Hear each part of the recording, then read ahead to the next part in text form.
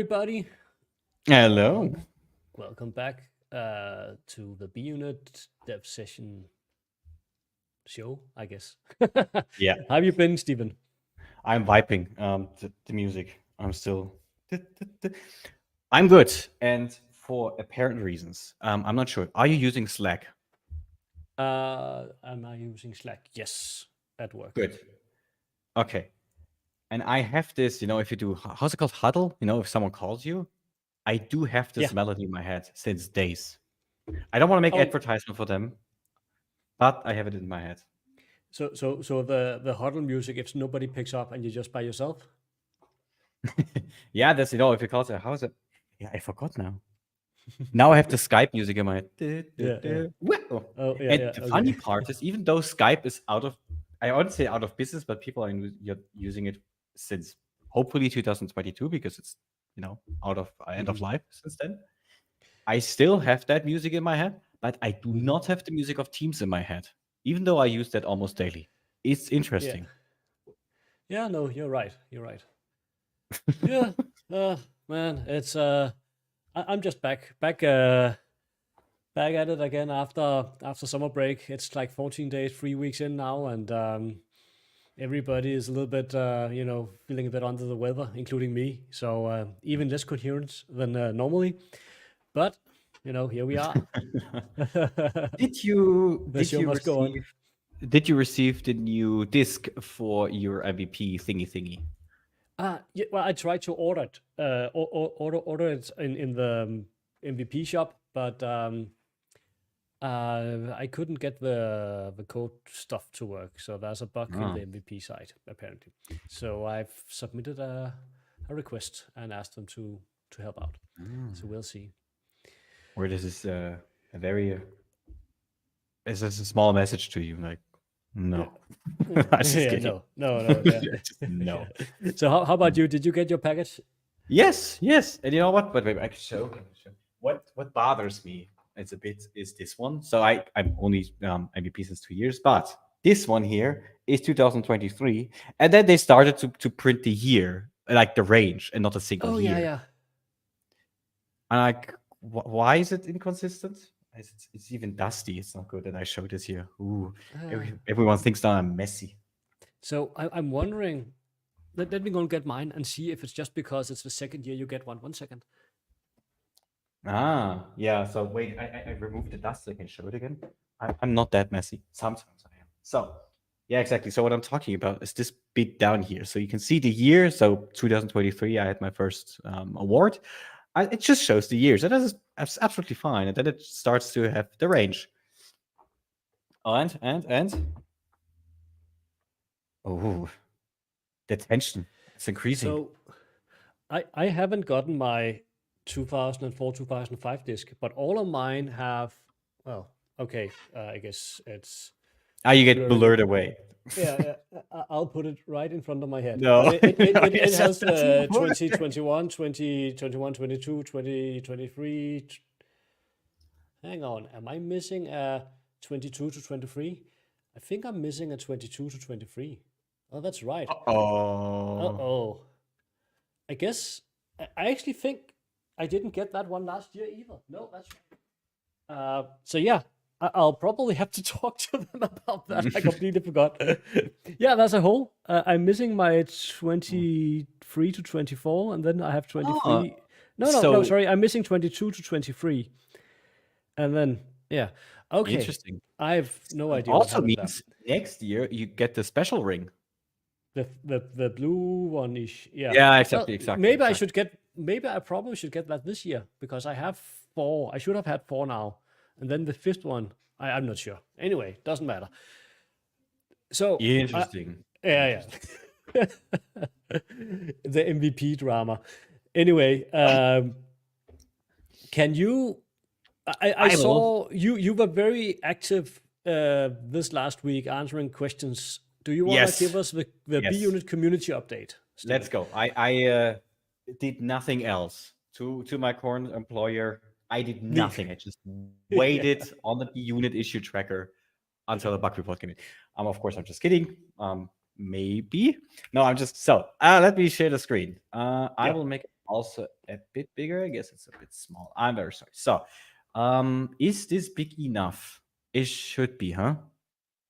I think so. Yes, about a 200 plus size is usually what we go for, right?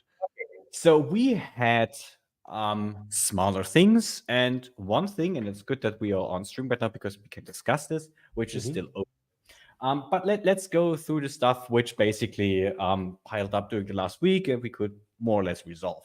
Mm-hmm. Let's start with this one. It was basically the initiation was here. Customer or user was reporting, hey, I have this test.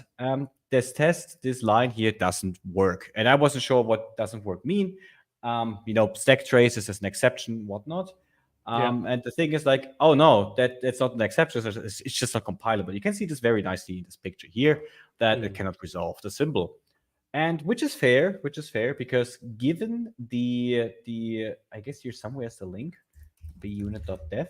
No, on our documentation we basically had this example almost like he wrote it. So we just said var fake state equals at fake persistent component state. Yes. The problem was that this, at least in main or v1, it is an extension method to the test context base. So Yeah. you have to prefix this with this dot. And we weren't clear, or no, we weren't clear. We didn't at all write this in the documentation. I'm fairly certain I've written that before, but maybe it was on a different page because it is a general problem is that if you inherit from a type, like we recommend people do, they should inherit from test context so that their test project or test class becomes a test context.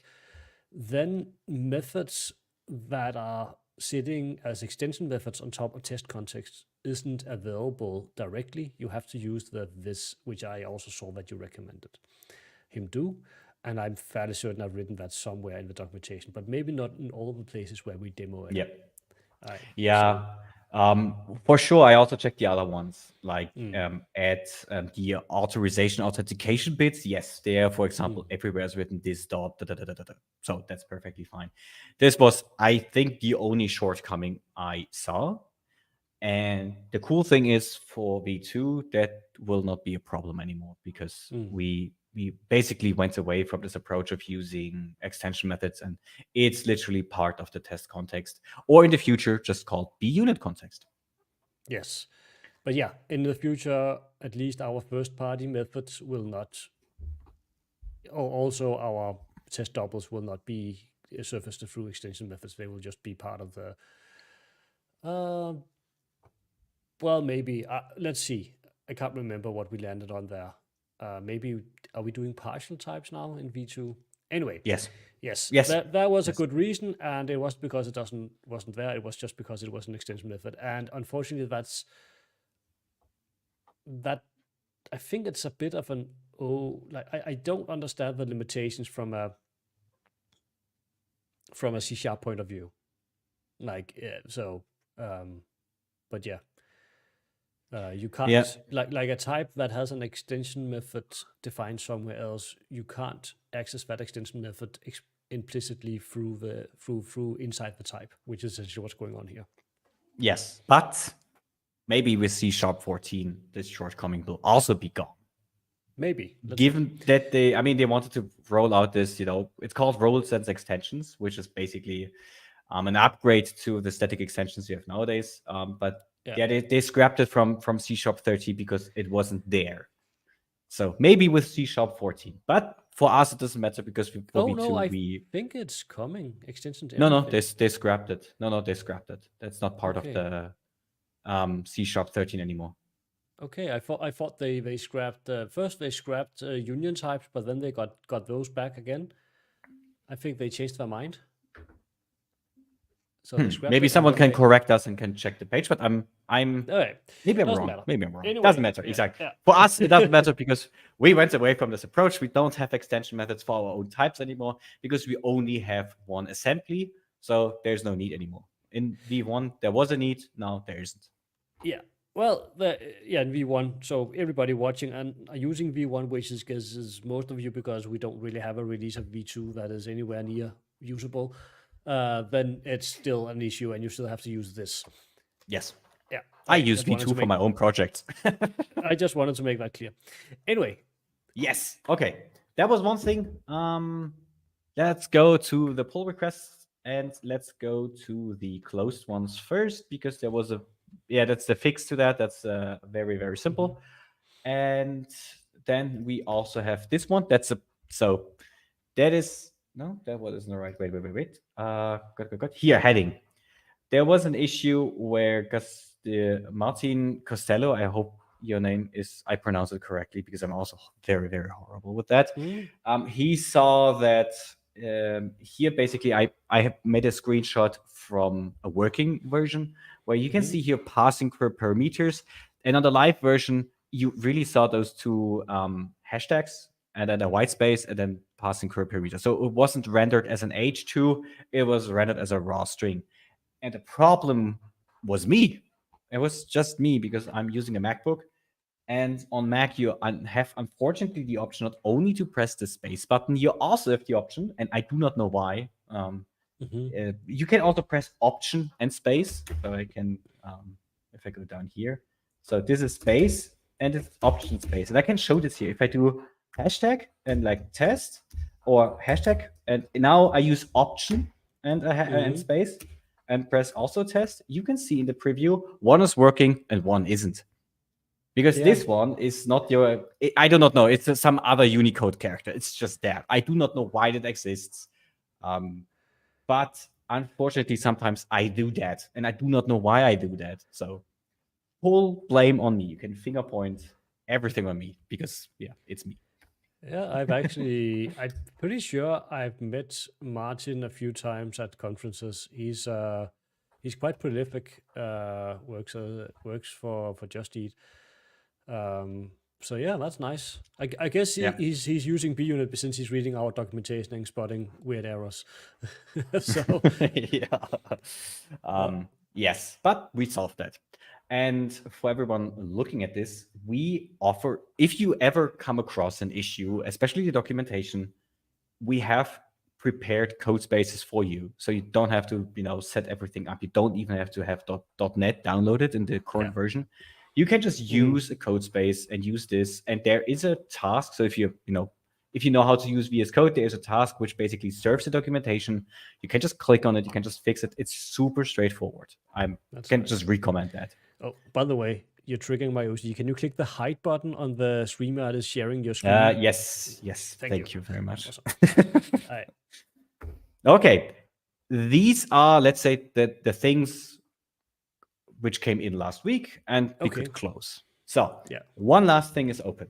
Let's go to the open things. Yes, there is a lot of bump versions, but that's not what I want to talk about. We have here a pull request, and I will also butcher that name. I'm pretty certain I will.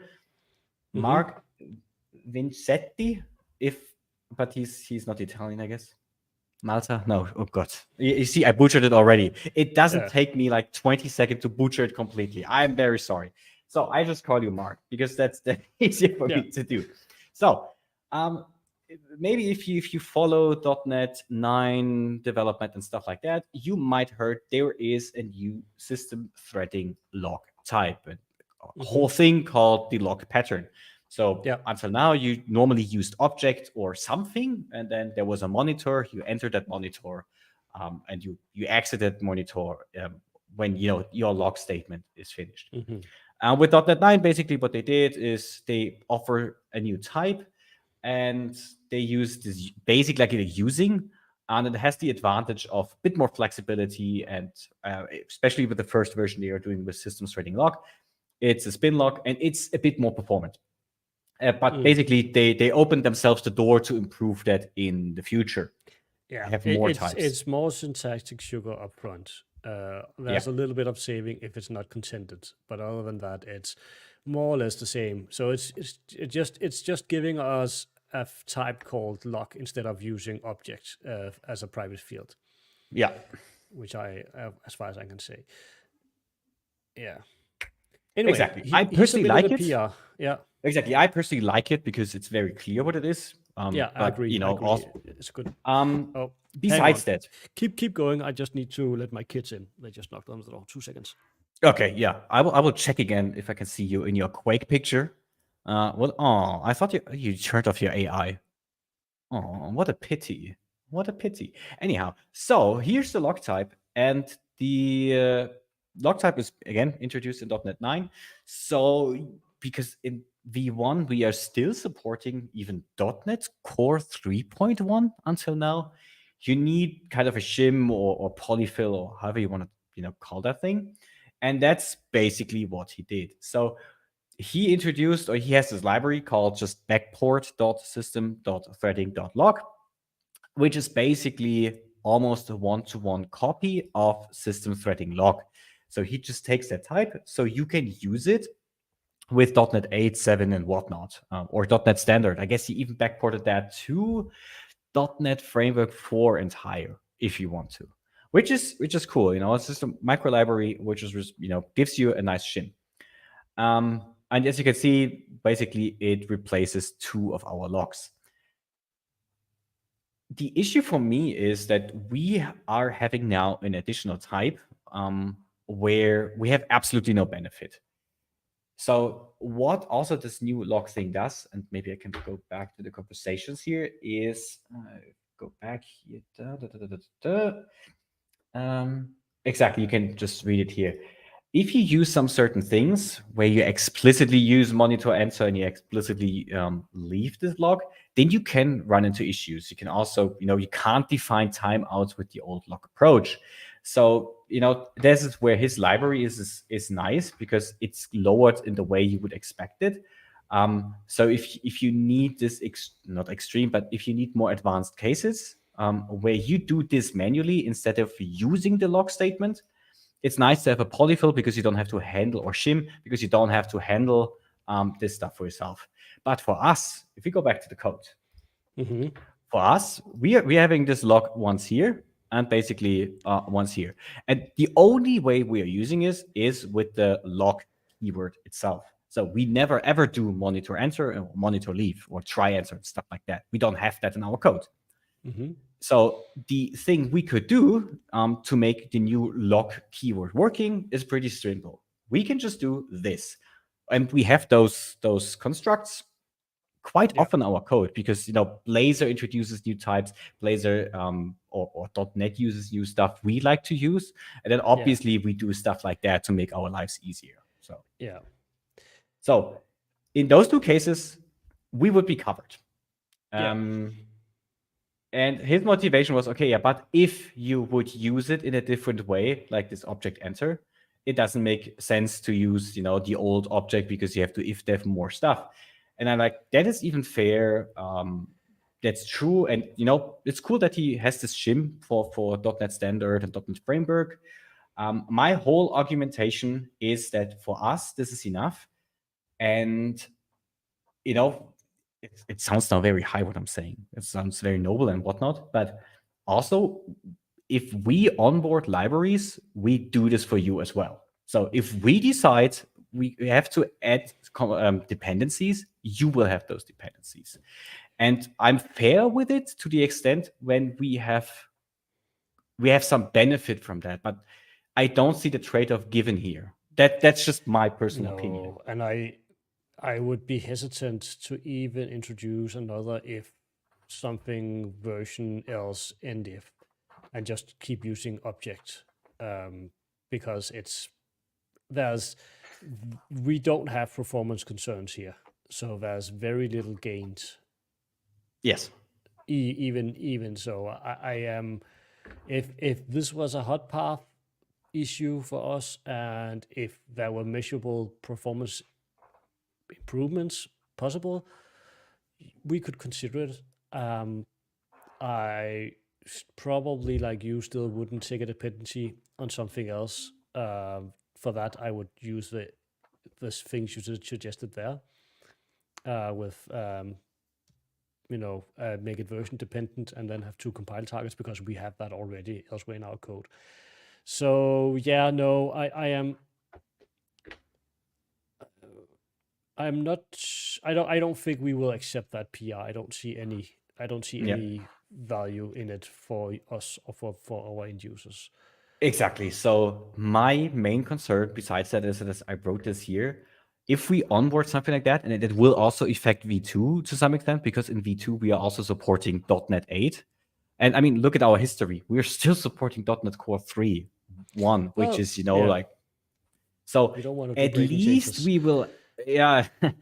So at least it means for us, even if we say, okay, we have a breaking change, we have to support this until November 2026. This is the earliest where it's possible for us to drop that support. Yeah, And no, I don't feel that this, the I wouldn't say risk. Again, this library has its usage. It's cool that there are such shims available, and I don't want to downplay that library. It's just for us, the trade-off isn't granted. It's just that doesn't make much sense for us. no, no, I agree. So yeah, let's turn him down nicely. Thanks, no thanks, and leave it at that. Yeah, I also see exactly. he's messing around in Hibernate. That's a blast from the past. So yeah, maybe he'll have more luck over there. Okay, so Yeah, well, they have the standpoint. Okay, we basically do the same, or we have the same issues as bUnit, or we have the same. They are faced with the same problem. okay, So you have if looked they at it. onboard that thing, they also have to support this for their customers for at least some time. And Yeah, yeah, not likely. exactly. I will probably take this off stream. We'll write him Yeah, back. But yeah. yeah. Okay, I do think that is all from. Yeah, that just should be all from let's say community stuff. Okay. Yeah. There's nothing here. If you say 2 weeks ago, there was this one pull request, and if I just check here, this is from June 5th, and all the closed stuff is basically what we discussed earlier. Yeah. Mm-hmm. That said, I guess we're done with the community stuff, huh? Someone joined. Hi. We were going through bUnit's GitHub issues, pull requests, discussions, Yes. kind of this The stuff. usual. Just to do the weekly checkup on what's new, what happened in the bUnit community, questions, stuff like that. Okay, Exactly. okay, okay. Let me well, okay, let me see if I can remember. So the last few weeks we've been playing around with creating a more, well, a new way of rendering components in bUnit, and during testing to be able to track and well, what I'm trying to say. Well, so yeah, we there's a bunch of things that V1 we can't do in V1 that we want to do in V2, and we've been trying out, experimenting with various different ways of getting around that. And we've been hacking around on a prototype, just a small project to experiment with how we can, instead of rendering to a raw string, we render directly to a bUnit DOM tree. And I think we more or less have, at least in the very rough prototype, we have sort of seen that what we want to do, we can actually do that way. And it'll be slightly different than what bUnit does, and the markup will maybe lose a little bit of fidelity compared to the raw thing, but there's still tweaks there, so I'm fairly certain we can get more or less get it more or less to the same level as we have in the other way we do it in bUnit V1. Now, the last bit that we want to attack and see if we can find a solution for is, instead of recreating the full DOM and throwing away all the DOM objects we've created in the previous render, when we have a new render, we recreate the full DOM, and then we have all the DOM elements, and then we do some magic sleight of hand behind the scenes where we try to we basically use wrapper objects around the DOM objects we return to the user, and that way the user will be able to just access the same element, even though we've actually thrown away the sort of behind the scenes element. Now, that can still be an option for us in V2 if it turns out to be too complex. But another option is looking at various different diffing algorithms or morphing algorithms for DOMs, and see if one of them, they're usually written in JavaScript, of course, but one of them might be a good solution for us, and we can just port that JavaScript logic because AngleSharp's DOM APIs are the same as the browser, so it should be fairly straightforward. Now, so I think if I will steal the screen, I think one of those I've been thinking about we should have a look at would be Idiomorph from the guys who also built HTMX. It has pretty good reputation. So I think my idea would be basically just to go through and understand how it works. So essentially we have two DOM trees. We have the one that was initially created, and then we have a new one, and we want to look at the new one after a render in bUnit and sort of merge that in, but do as little changes as needed in the original, right? Because the more objects we throw away over here, the more loose dangling ends there will be for the end user, right? So we want to only, like, if, for example, if the classic click example in Blazor, right? When you click the click button, the only thing that really changes from the DOM's point of view is the text, the counter goes from 1 to 2 to 3, right? So ideally, the only thing that is actually getting changed when you have the two DOMs and you morph them together is the number in the text node, right? So that is, I think, what we want to do now. So if we have a look at Idiomorph, so Idiomorph is a JavaScript library for morphing one DOM tree to another, basically what I said. This is inspired by other libraries, yada. Okay, both Morph DOM and Nanomorph use the ID property of a node to match up elements within a given set of sibling nodes. With an ID match, when an ID match is found, the existing element is not removed from DOM, but is instead morphed in place to the new content. This preserves the node in the DOM and allows state, such as focus, to be retained. So we don't really have the need to retain state as much as we just want to keep the object reference around the same object. But if you had an input field, or you had a video playing in a video element in a real website, then you don't want that video to basically reload because you replace the element with the same element, right? Or you don't want the focus if you're sitting typing a text box and you maybe below have like a live search going on. You don't want the focus to go away from the text box while you're typing, right? So, okay. So anyway, let's see what more they write. However, in both these algorithms, the structure of the children of sibling nodes is not considered when morphing two nodes. Only the IDs of the nodes are considered. This is due to performance. It is not feasible to recurse through all children of siblings when matching things up. Now, so they're talking about ID property. We don't control the markup. Because that's something that comes from the user. So we don't have the same control and can optimize for what is going on in a website because we're not controlling the markup. So, but what we do have more control over is, instead of having IDs or ID sets, which is, I guess, what Idiomorph is using, we have component IDs. And maybe those can be used instead as alternatives. Anyway, let me continue reading here so we can get up to speed how this works. So ID sets. Idiomorph takes a different approach. Before node matching occurs, both the new content and the old content are processed to create ID sets. A mapping of elements to a set of all IDs found within that element. That is the set of all IDs in all children of the element plus the element's ID, if any. And by the way, Stephen, just jump in because I'm trying to follow this myself. But if you have, if it's not processing for you, it's more like I'm not getting it either, likely. So just got it. But I think my metaphor with, instead of looking for IDs, we can just look for component, or we can IDs. match it up. Like we can build up component sets, I guess, maybe. ID sets can be computed relatively efficient via a query selector plus a bottom-up algorithm. Interesting.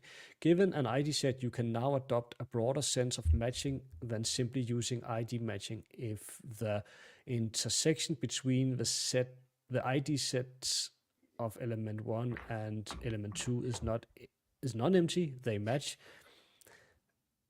This allows IDMorph to relatively quickly match elements based on structural information from children who contribute to a parent's ID set, which allows for better overall matching than compared to simple ID sets. So I think what's going on here? So basically, they just find all the IDs in a given elements and child elements, and if you have the same set of elements in two different DOM trees, that allows them to more easily create a definite match and then decide not to do any morphing. I think that's what I'm understanding here. Does it make sense to you? What's going on here? Partially. I mean, yes. So I do understand. Though you have DOM 1, your original state, which has ID sets, and element 2, and non-empty means you have overlap. Yeah.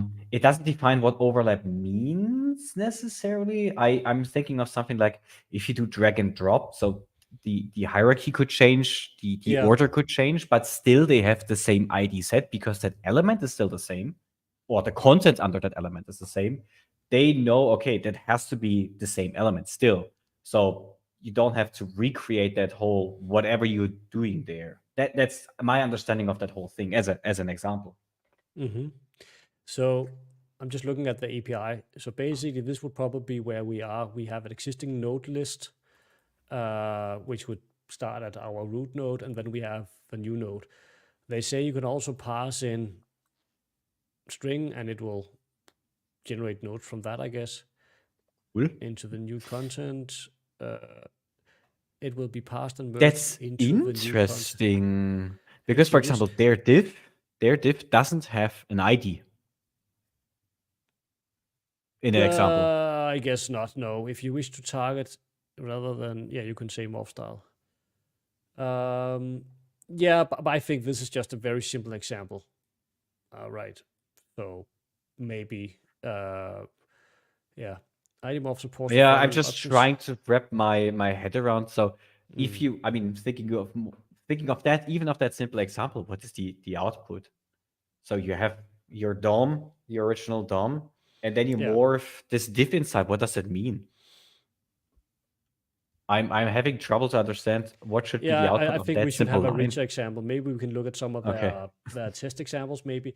So we have morph style. So this is not relevant for us. Ignore active. I guess that's not relevant either because,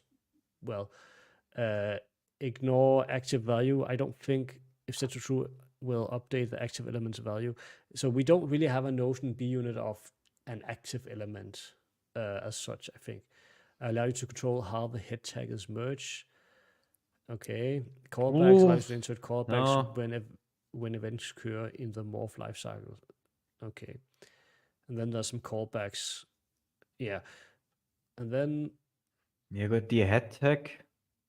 Is that really relevant for us? I mean, yes, there are certain things. You discussed this also last week where, in theory, you could put the app.razor. razor. Yeah, exactly.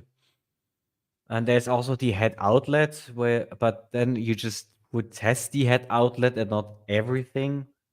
But yeah, well, we could start easy and just, ignore it for the time. Not ignore it, but at least lay it aside and pick it up later. Okay, so performance is designed to be faster than rather the goal is to better DOM tree matching relative simple code. Yes. Okay. So I like that. I like that, yeah. And performance, honestly, for our use case, like we are running in C# landed.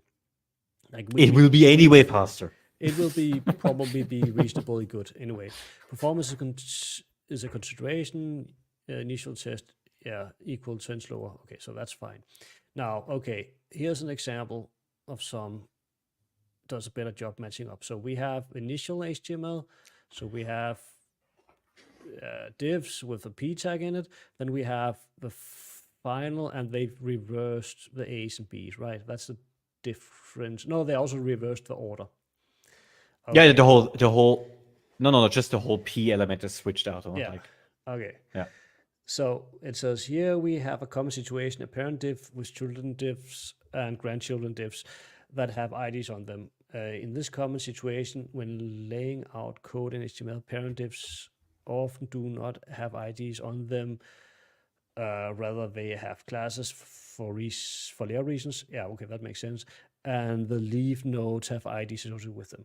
Given this example, Morph.DOM will detect both P1 and P2 from the DOM because when it is considering the order of the children, it does not see that P2's grandchild is now within the first one. So IDMorph, on the other hand, has an ID set for the ID-less children, which includes IDs of the grandchildren. Therefore, it is able to detect the fact that P2 grandchild is now the child of P1 of the first ID-less child. Because of this information, it is able to only detach one grandchild, P1. Yeah, so that makes sense, I guess. So as you can see, Interesting.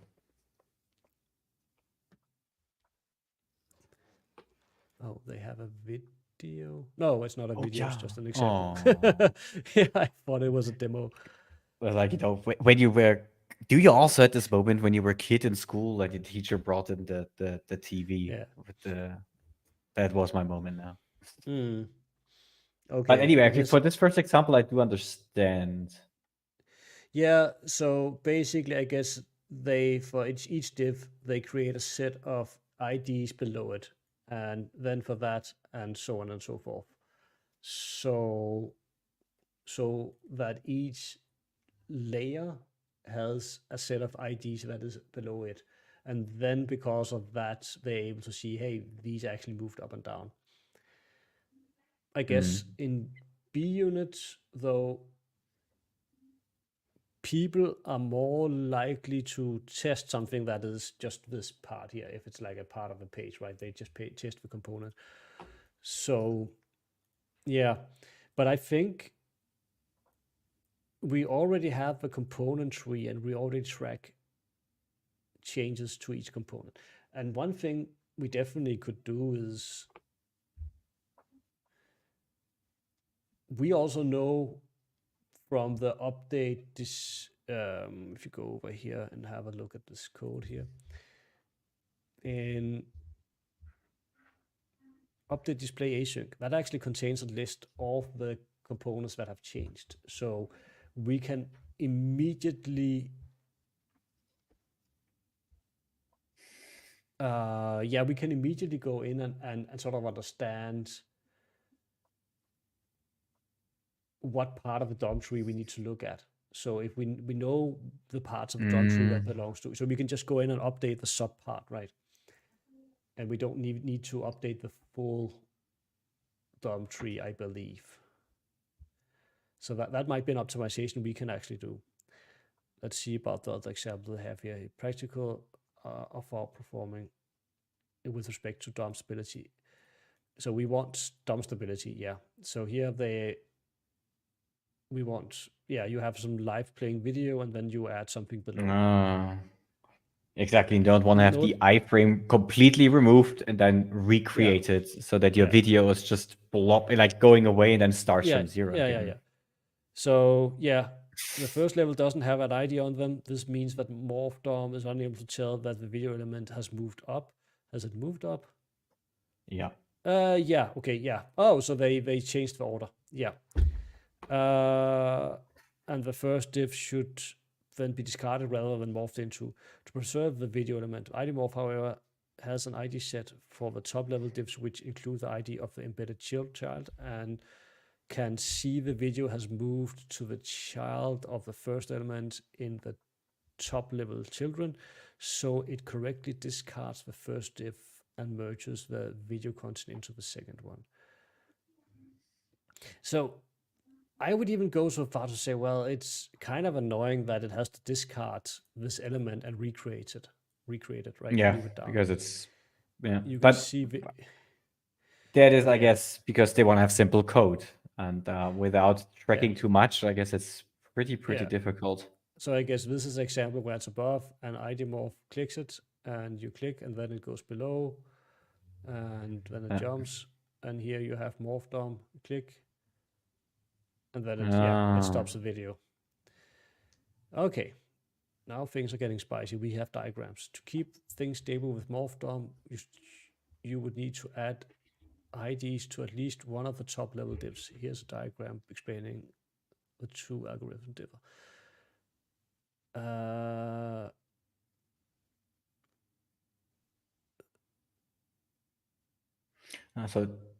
Okay. So left, so this left morph DOM. is the initial.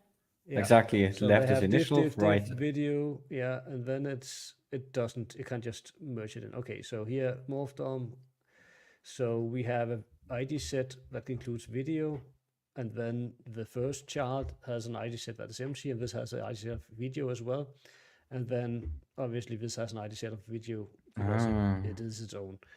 So here it sees ID video, ID video, ID video. And Exactly. Then, and the div and the H1 has to be recreated. yeah. So on left, it will be dropped and then recreated. Yeah. So I wonder if we take a look inside that test. Actually, let me go and just switch to the online editor. And zoom me. Oh, it's already done 200. Interesting, interesting. Let's see, lib, morph DOM. Huh. Why does it have morph DOM tests in? Okay, maybe they just copied perf, HTMX demo, core.js. Oh, no. So this is, I guess. There are the tests. The lib is really the Oh, it's for comparison. They want to compare, I guess, maybe. So this is. Yeah. Yeah, maybe. I don't know. Let's see. Look at core. So morph outer HTML to content properly when argument is null. Okay. Yeah. Okay. So that's not really. That's a hello world test. What do we have here? We have initial button bar. Yeah. Okay.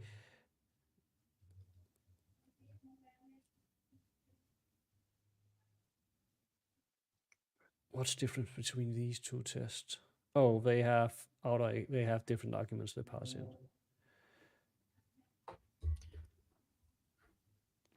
Okay, let's. I'm not really getting much out of that.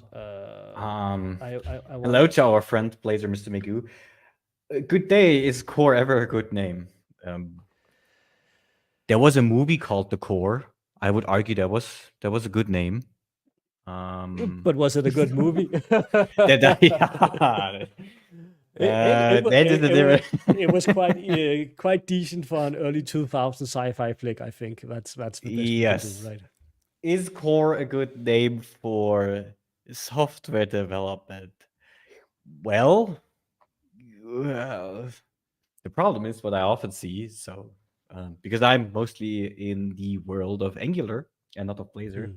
Yeah. If you scaffold stuff or you look a lot for online templates, there's often under app, which is kind of the root for your application in Angular, you oftentimes have core and shared. And that latest that is like, okay, you have core and shared. What's the difference? So yes, no, core is a weird name. It's like helper if you call something helper. Yeah.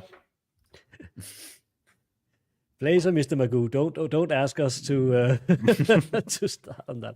Okay, so basically this is the entry point: morph, old node, new content, config, and basically it old node instance document, and they document element. Yeah, they just cast it to the element. I don't know. Doesn't matter. It's a node.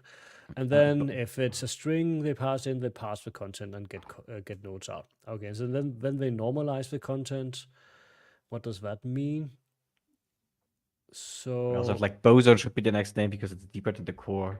yeah. Yeah, we should also introduce that in the code base. People will appreciate that. So what does normalize content mean? Normal. They find okay, so they pass in both. No? Oh, No, hang on. normalized new content. Oh no, this is a different method. I was looking the wrong place. Let's jump down here. So new content, if it's null. If it's null, you just create a dummy diff. Yeah. Oh, it wants to highlight. What else do we have? If it's generated by ID morph. Oh, are they looping around? Okay. If it's an instance of nodes, a single node is added as a child to the dominant pair. So they basically always want to have it wrapped in a div. A div. Like. Yeah. Wait, sorry. Can you go in the else case? I was sorry. I was done. I'm slow. I'm very slow. No, you're good. An array or HTML connection are consolidated under a single dummy. Okay, that's the same. Just and then you spread and put everything under that div. Okay, fair. Thank you. Yeah. Yes. Okay. All right. Go back again. So then we create a morph context. What do you do? Oh, okay. It's just tracking callbacks, dead IDs, ID maps. Ignore. Okay. And then you have the normalize here. Okay. So if that is hit involved, no jokes, by the way. Oh god, that took me a second. Okay, let's continue. It's Friday afternoon, right? Sorry, somebody is some LinkedIn user. Sorry, we're not getting your name. Is saying. All right, I'm not following. We're still talking about the movie. Yeah, sorry. My head is spinning slow today, and I'm looking at JavaScript code. That doesn't help either. So, all right. So I guess we have something where they go and find the old head, new head, and handle head elements. And yeah, let's skip that for now. Let's skip that. Yes. Yes. Morph style is. Sorry. Hang on.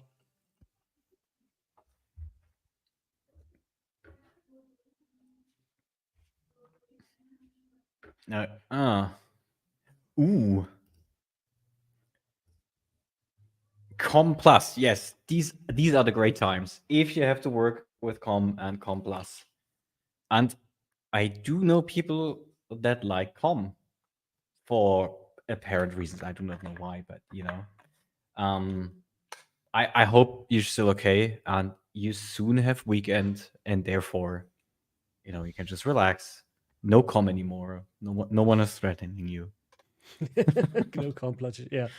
No Office, no SharePoint, or wherever you use com plus. Yeah, sorry about that. Just coordinating with my kids. Yeah, so I guess outer. So yeah, more children. Yeah, this is probably the default, right? So what was the other one? Inner HTML. Inner HTML. Isn't so that, it just says more the default. Yeah. Where you say like you go through stuff like, you know, the examples they had, there was all inner HTML if you have divs and whatnot. Yeah, but I think if you don't set the morph style by default, then it goes to outer. So I'm just looking at the default use fair. Here. That is fair assumption.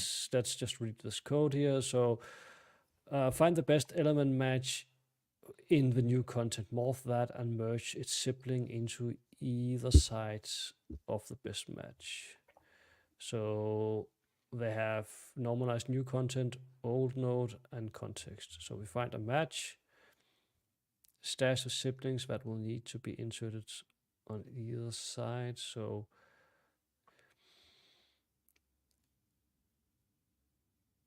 okay. Yeah, they haven't annotated this, but I assume if we go down here, it's returning A it's node. returning a node. Must be a node, right? So we have a current element, and we set it to the first child of the new content, and then we have a current element. It's the best element, and we have a score and Score score element. element. Okay, so let's go deep. Is soft match node 1, node 2, so that's a number, and then oh, this is graph theory stuff all over again. God damn it. Yeah. So if they're both null, false. If they're equal to each other and they have the same tag name, then it's a soft match. Fair enough. Okay. If it's is a soft match, like it's the same element and same what was it again? This will be a Same score. type and same tag. Yeah. So basically, if it's two div tags, they're both the same. Okay. So now we go in and say get ID intersection count. So we have a context. So we have ID map. We gotta get that for node 1, or the empty set if it's empty. And then we have source set. Oh, this is the node 1. Where's the ID map coming from? I mean, yes, from the context, but Okay, let me see here. Ooh. The first one, current element, is from the new the content. first child of the new Yeah, content. the first child new content, and then the second. So this could also have been called old node and new node. But so node. So if we go down here again, node 1 is from the new content. This is from the old content. Now, so we loop over the source set of IDs in the source set. A potential match is an ID in the source and a potential ID and the potential ID set, but that has not already been merged into the DOM. So is ID in consideration? What do you do? Oh, dead IDs. So if it's not a dead ID, it's not in consideration. And is ID within node? And that would be old node, that is 2. So we have our target node, we have ID. So we get the ID set out of the target node, which is the old set. And then we ask, does it include that? Okay, if it does, we say match count, and I guess we loop over and we return the match count back. So I mean, this goes very well into the picture they showed before, because basically, if you go back to the iframe, I guess the iframe was a good example with the video. If we can have that. yeah, let me just find the So because for me it's super, I still have a lot of question marks, but yeah, exactly this one. So because they annotate basically this ID set video, if you would go up, you have 3 matches. So this one has a very high score. And yeah, so so this is the old and this is the new, right? Yes. And they basically want to flip it. So if we go back here, and node 1 is the first child, so that would be this div, and this is the first div as well. So we are standing looking at this and then looking at that as our 2 examples. So we get in here and we get the ID set out, and the ID set will contain video. Now we find node 2 and say, do you also have that ID set? Yes. And return 1. And the ID set would only consider 1. So that way we just return 1. Right. So we multiply that by 0.5, and otherwise we return 0. So we would say current element would be the first div, and the new score, the score is 0 originally. So we have a better score. So we say current element equals to best element, new score equals to score. And then we go into the child sibling. Yeah, we go down. So no, sorry, next sibling, not down. we go Yeah, with there's the no sibling. there's There no is no sibling. sibling here, yeah. Yeah, okay. So if there is no sibling, we return basically, yeah, we return from here. So we found a best match, which is basically the root element. Stash for siblings that need to be inserted, so there's no siblings. Morph old node to new node.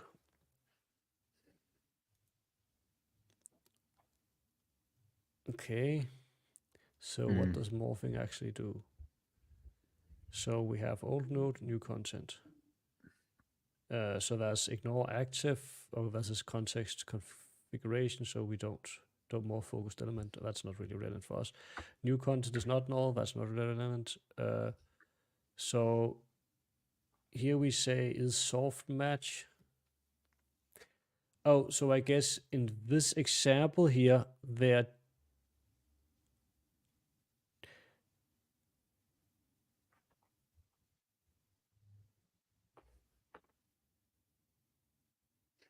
no, I'm not sure I understand what's going on here. So it is a soft match. So it's not soft match. Okay, so we go down here. Before, okay, so that's just callbacks. Head element, that's not relevant. What else? Sorry, it keeps giving me those hovers and it's not. So we're just basically down in this else branch here. Sync node from, and I go to old.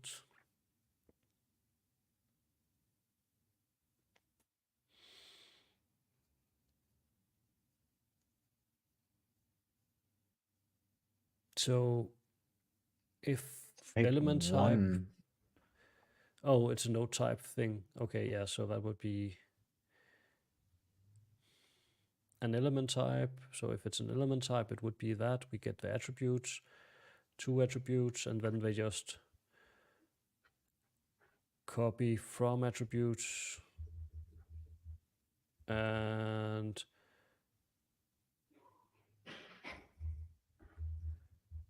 to, and they say if they don't match, they set the attribute value. So if they have the attribute already, then they just move it in.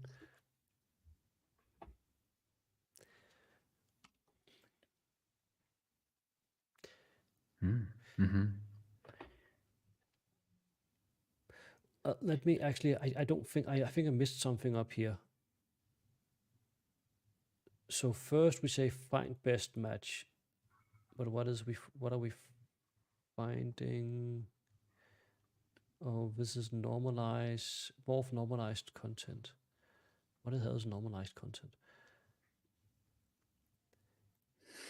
Find best node match. Oh no, my bad. It's doing first child.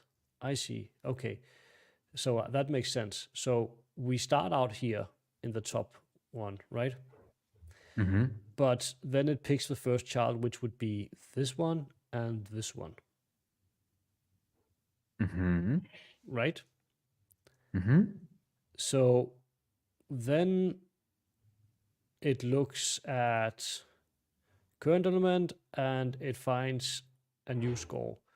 So it would find the score for this matching that, and they don't match. That would be a 0. They don't have the same ID set. So then they would go and to the next sibling, which is the other diff. Yes, next if sibling. it's 0. Yeah, and that's current element, and old node is still targeting. So yeah, first it would check this, and that doesn't really match with anything. So now it's over here. We have a video of set video. So if you go in here again, score element is soft match, the types match. Yes, we go in here. And now we have the new node that is node 1. It has the source set named video. And yes, it will match. Next sibling, best element. The next sibling would be the other diff on the picture. Yeah. But my But question is, here we are returning, we're not returning an element. So current element, are we comparing that to the node? And the old node, where's old node coming from in our example? I mean, new content, I understand, but we assume now old node is the root element. yes. And I'm just interested, why are we assuming that? Well, I think that's what you get called with, right? Maybe. That's my question. Maybe.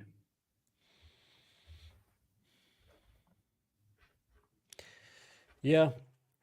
I am trying now. Honestly, this code is fairly easy to follow. Well, so yes, I'm not entirely sure I understand. Like the code is very readable. Let me put it that way. Yes. Maybe not fairly easy to follow, but It's well written in the sense of it's yeah. annotated, you know, it's going I on. would honestly feel quite comfortable trying to convert this to C sharp because it's very readable, and that it's like there's small methods, so you can just do one at a time, and it's Oh, even it's has even not that big, or like what will it have? 800 lines, 700 lines? yeah.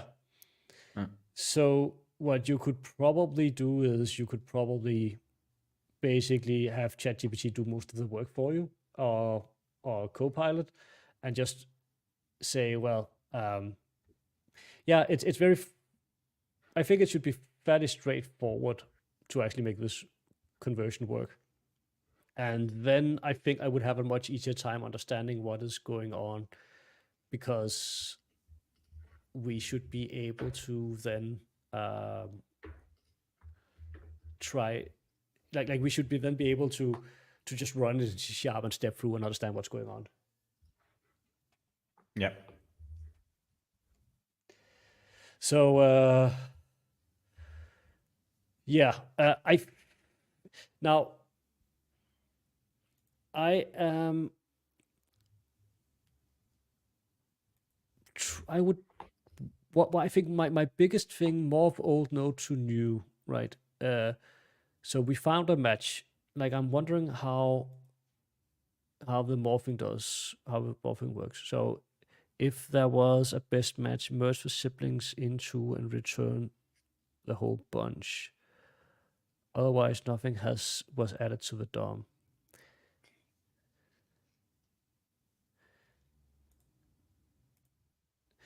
So here we're just looking at, if you just look at the else. So they basically, nope, not the else. I guess here soft match. If they match old new content. No, if it's Yeah, they're just not a match, replacing or? with. They're just But this is if replacing. it's not matching. Yeah, so these are just elements. Oh, hang on, let me see. Morph node, old node to new node. So if it's if the new content is null, that's not relevant. If it's not a soft match, then they just throw away the old content, and this is just DOM APIs, right? And return new content. Remove the old one, just attach the new one. That was the example with the H2 or H1, but it's before and after an example. Yeah. And here, if it's not a head element, if it's so basically handle head. So then we have the sync node from old node to node. Ignore value of Active element. yeah. So sync node from syncs a given node from another node, copying over all attributes and inner element state from the from to the to. What is element state? So yes, we have the type that is, if it's an element type, we copy attributes over basically. For each over them, then for each over. No, this is still just copying attributes. Remove attributes. Then sync text nodes. So if we have something that is a comment or text, we basically map the node values. And sync input values. Input value. Yeah, so that would be input elements. Mm, Sync boolean. So Yeah, this so is that's what they just- mean with state. yeah, so they're syncing. This is just attributes going on here. HTML text area element. So there's some value update from to first child. Yeah. And if it's a text area, then it's actually the node value that we go on and set. Okay. Yeah, go back again. So that's sync. Okay. And if we go back again here, and then we have morph children. So let's have a look. Okay, so what does it say up here? This is the core algorithm for matching up children. The idea is to use ID sets to try to match up nodes as faithful as possible. We greedily match, which allows us to keep the algorithm fast, but by using ID sets, we are able to better match up with content deeper in the DOM. The basic algorithm for I like each that. node is the new content. If we have reached the end of the old parent, append the new content. If the new content has an ID set match with the current intersection point, search for an ID set match. Okay. And then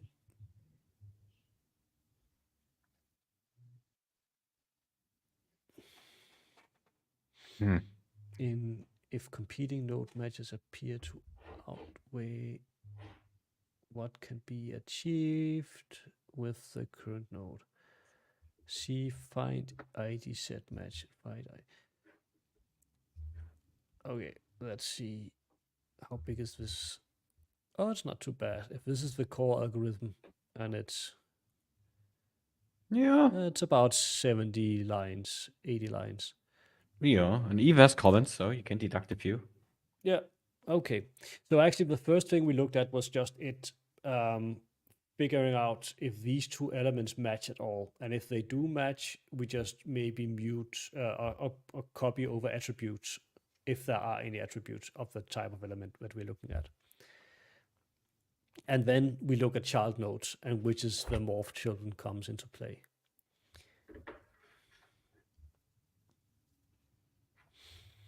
Now, if we take a step back, the whole thing we do with the element wrappers that we have in bUnit right now, where we basically, what we do is we kind of return a virtual DOM to the user, and they're allowed to query that, and then the real DOM is updated. And if they have returned, let's say they returned this h1 out and have a reference to that in their code, from the virtual DOM, and we re-render the real DOM, then the virtual, and it's a very loaded term because virtual DOM is something in the browser, so it's like what's the word we want to use here? So what we currently do is it's not a virtual. It could be a virtual DOM. It's like an adapter, right? It's a DOM that we adapt around. I don't know if that makes sense at all. It is what it is. I mean, it is a wrapper. It is an adapter. It is kind of. It's on top. We basically it's. I was going to say shadow DOM, which is also a thing. Maybe virtual DOM is probably closer to what we have. Like we have a wrapped DOM that is what you ask stuff of. You say, give me this button element, you get the button back. Yeah. Now, if the real button gets re-rendered in the real DOM and is replaced during a render cycle, we just throw that button away, and then we issue a new query to the new real DOM, say, give me that button. And because you're likely using CS selector, you're likely going to get the same element. So if you did an ID, if you an example down here, if you queried for the ID, video element, with some element with an ID, you're likely going to get the same element back, even though that element might have moved around moved to a different parent element. You won't notice. And one of the advantages we actually have with our wrappers around the angle sharp DOM nodes is that if the node or the element is removed due to a render, if you try to access the test content or the child nodes or whatever, you try to go to some property of the element that you have a reference to, and the element is no longer visible. It's been, the component that created that element has been, disposed, is no longer there. Then you get an exception. So here, in this particular case, if we have this thing working and, people have a reference to the video element and it's moved over to the other side, it now has a different parent. The video element reference they have would still work and be correct. Now, but what if we had some Blazor component that actually removed the element? I don't think the user would see that. They would just see that if they were inspecting the element to still be like if they were expecting some change in the element, they wouldn't see that. So it would be sort of invisible unless we created again custom elements that basically does the thing, so that you can basically have, if you try to access a property of an element that you've returned, that you can basically have it through an exception and say, hey, this element is no longer here, right? You have a reference to it, but it's your component doesn't have it anymore, right? So yeah, that is still, even if we do this and it's fairly stable in terms of not throwing away elements that it doesn't need to, unnecessarily recreate elements, we still need a way to say that to the user, saying, hey, the element you had a reference to, it's not there anymore. Yeah, it's gone. And that might also be a fallback for the scenario where you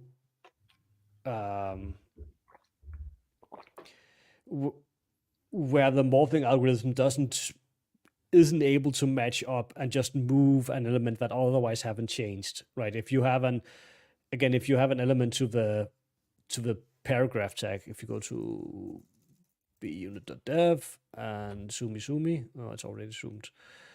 Like if you want to have a test for the counter component here, and you grabbed out the button and you click it, or rather, if you did this first and assigned that to a variable up here, right? So you have the p element, and then you can go and say, well, do you match current count 1, right? So we want it to be able to go in and just update this part in here.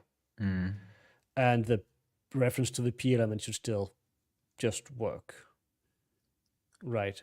But if we can get to that, if we can get that precision.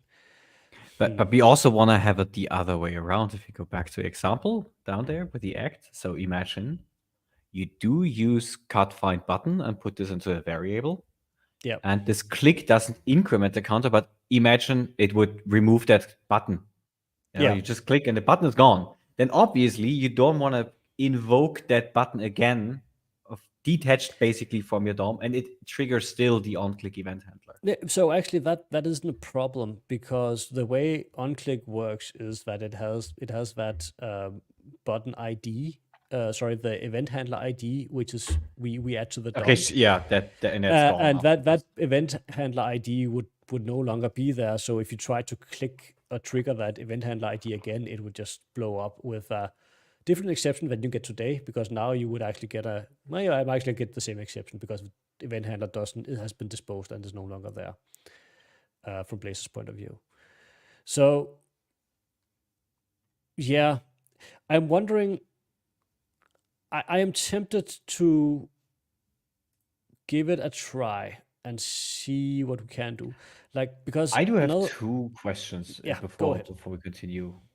And basically they go into the direction whether or not you should pursue, you should Yeah, pursue, of if course. you But give the it a question try, is yeah. like, yeah.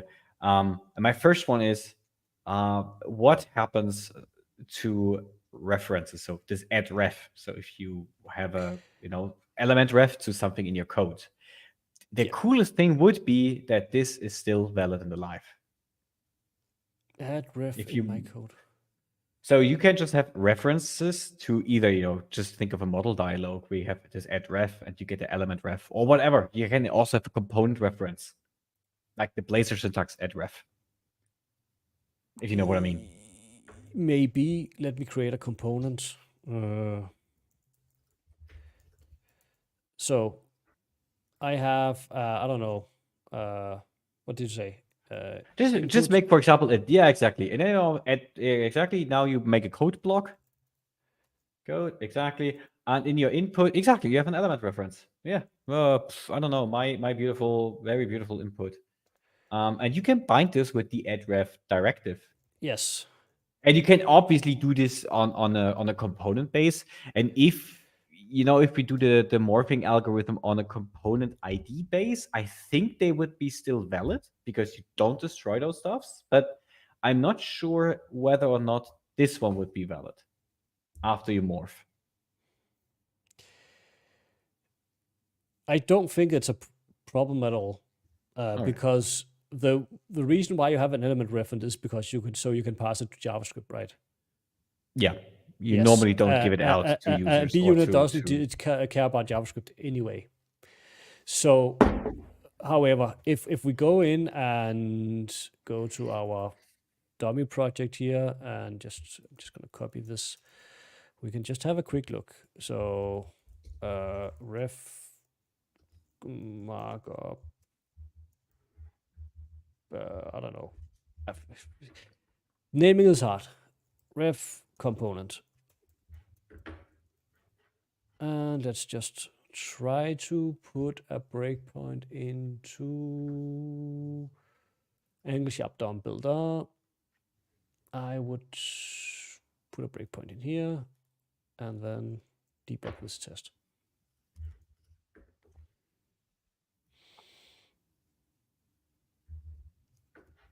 And it's unexpected error detected. Are you sure about that?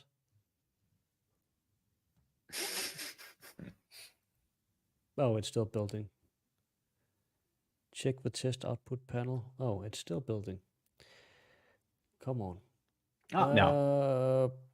Continue. Okay, so we're in here. What do we have? We have a component 0. We have a parent, which is just a body element with a bUnit component ID, all of that stuff we added last time. Now, sorry, let me get into a good sitting position again. So we come in here, we have an element, we want to render that out. So that would basically be the input element, yes. And step over that, and we render the attribute. So if we go in here and have a look at the attributes on the element, it has explicit action value. It does not have an explicit action value, so it's going to add that action. Oh, and so here we have elements. So the first frame time is the reference capture type, and it simply skips over that. It doesn't add anything. Okay. So we could decide to say, we could do, I don't know, element dot add no, attributes dot add, no, it's called add set attribute, and we could just name it, I don't know, bUnit colon element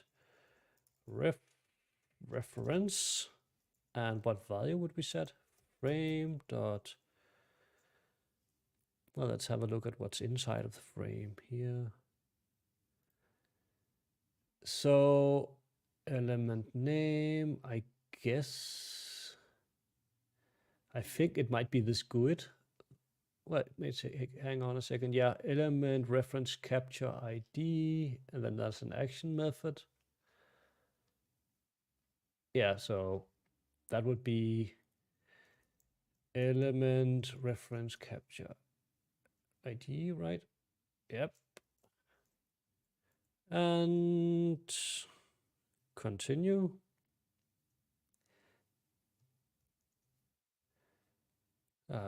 Stop, I guess. I guess what we can do is we can do var markup equals cut dot nodes dot prettify. Let's prettify it.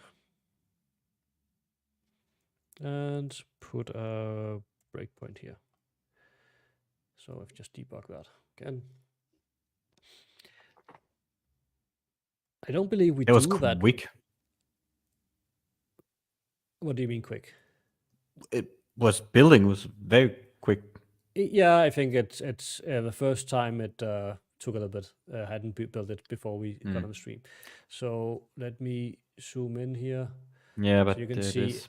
yeah. So it adds that, and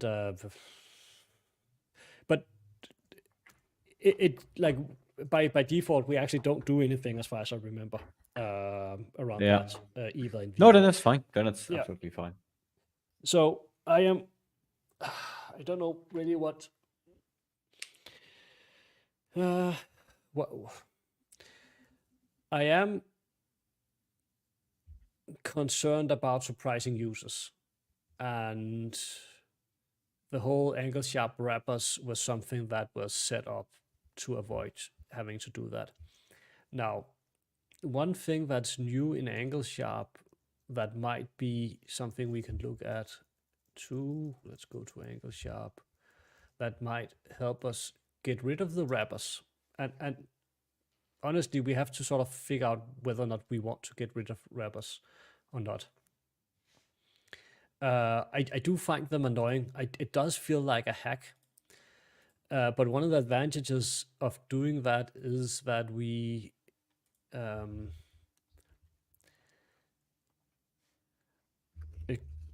ignore don't show again. Yeah. One of the advantages is that we can add custom logic, intercept basically people using the elements. Now, one thing that is built into that is a new thing in Angle Sharp. I think I don't know when it was added, but it's something called a IDOM constructor element factory. So I believe these you can create an implementation of this interface, and I think you can pass that in to you can pass it in to the angle sharp configuration context, and it will be used both when you're parsing elements or when we're instantiating the elements. So you have create unknown, you have create document type, you have a few specific things you have to override. Oh, wow. And by default, it will, if you have, it has the I element factory. Now, I guess actually what you could also probably do is, you probably want to override this as well as provide your own I element factory. But doesn't that also mean because stuff like HTML elements, they're all internal, so aren't we basically rebuilding angle chart wrappers just differently? But let me see if I can find, is there a peak references?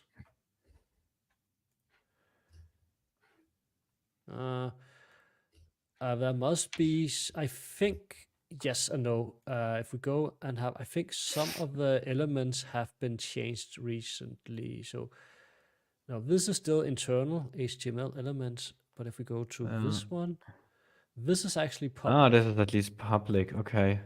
So I don't know how many of the specific elements that have additional logic, like anchor apparently does.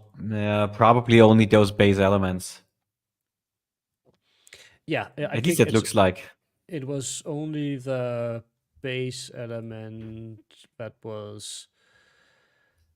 And honestly, you could just write a little bit of code generator that would spit out a whole set of elements that basically but the problem is there are so many. So earlier on there were parts of the angle sharp code. Last time I really looked at this option, there were parts of the angle sharp code where if like the public API in angle sharp is all represented by interfaces also for each element. There's interfaces for them, but then you would have, like for example, if you were doing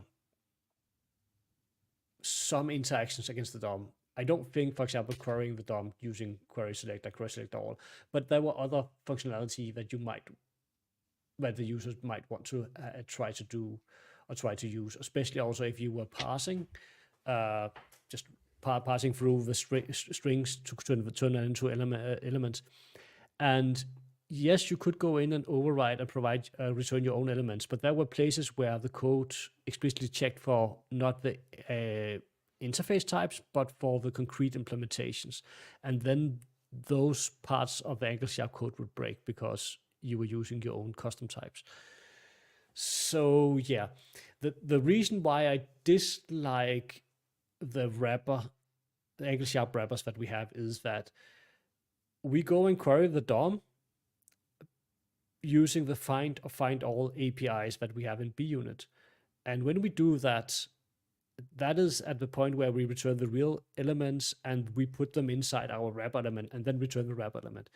So any other way that you might want to go and access the nodes in the DOM and do stuff with them, you're getting the raw elements, you're not getting the wrapped elements. And also if you have a list, if you return a list of elements out, if you search for multiple elements, the wrappers are also not necessary. Like if you, for example, say, could give me all child nodes, right?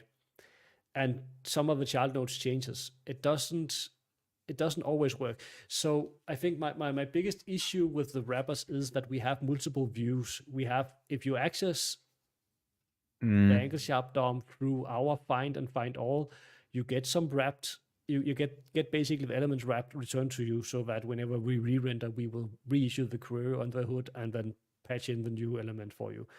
Not patch it in, but we will replace the well, it's just lazily evaluated. Yeah. But it kind of falls down when you're using if you're returning a list of elements. Also, so especially because you go and Not get only, the list out. but Yeah, but so the list you return if you go and find all, and you get a list out, and that if you just access like index 0 of that list and look at that element, you get the raw element because we're not wrapping elements in the list. That is also for the single element. If you call next sibling, first sibling, something like that. If you go from that node to another node, you will have always the raw element and not the wrapper anymore, which you don't see because everything is interface. So you think it's the same. It's not. Yes, unless you know what you're looking for, really. And we do have a thing where it can automatically update the list.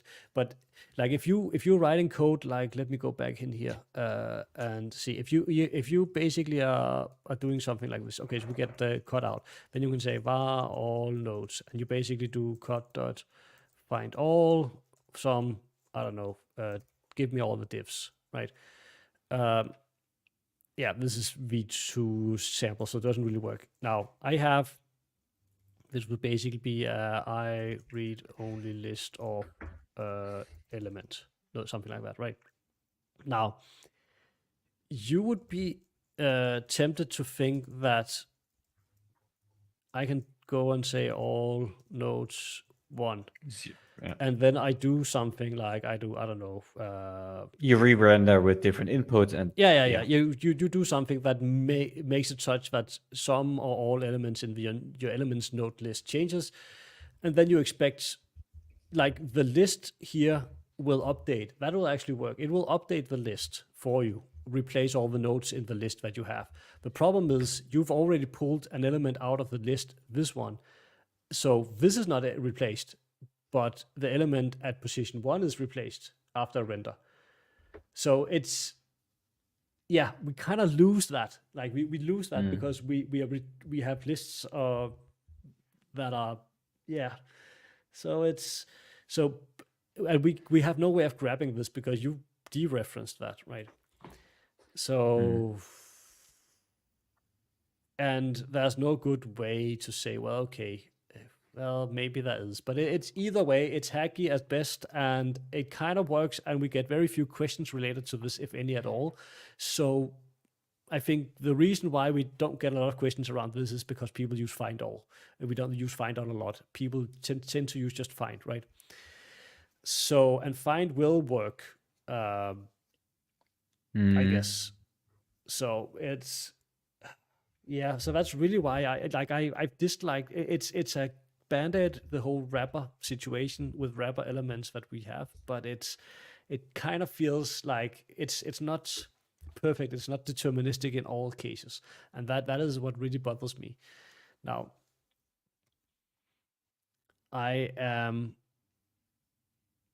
if we go with something like ideomorph, or we take a second stab at re-implementing Blazor's renderer.ts basically in C#, which is probably going to be more precise in terms of just updating the things that have changed and nothing else, because that's really the information that is in Blazor, and that's one of the things that where Blazor is unique.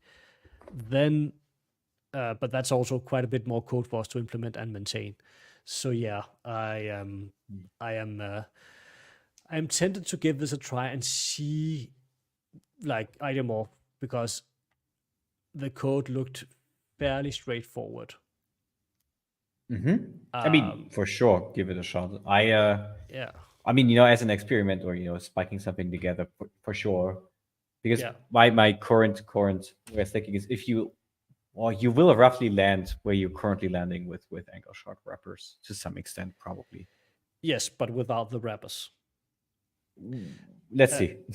Yeah, Not with the maybe. wrappers itself, true that. But if you need another, mechanism to kind of hook into that with every type, yes, for me it would be not the same. Well, it's the same category, just different level. Yeah. And another thing we could also decide to do for V2 would be to have our own.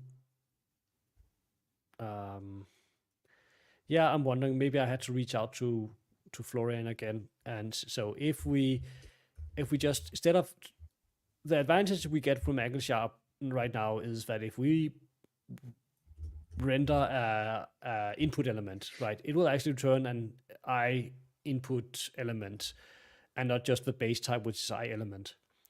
But we could also just have I element and say we always just return I element, and then if you want to get to, like, if you want attributes, then yeah, no. I feel like we had one bug report, and that where because we did this at the beginning, and I'm pretty certain we changed it once. That's true. Yeah. Anyway, Steven, let's call it a wrap. Yeah, it's we have to end a bit early today, folks. We both have things to do before the weekend starts. Yes, but I have to check bUnit, as I said in the beginning. I have to watch it. Yeah, back to work. No, I'm just kidding. Yeah. No, but thanks for hanging out with us. I hope probably we will see us next week. Let me just double check my calendar. That would be don't thread me with a good time, Steven. Let's see. 3 times in a row. Maybe. Let's see. We try our best, as always. I am actually fairly certain. Let's see. Today is the 6th, 13th. Yeah, should be good to go. Nice. So let's put that in the books. We will see everybody on the 13th of September.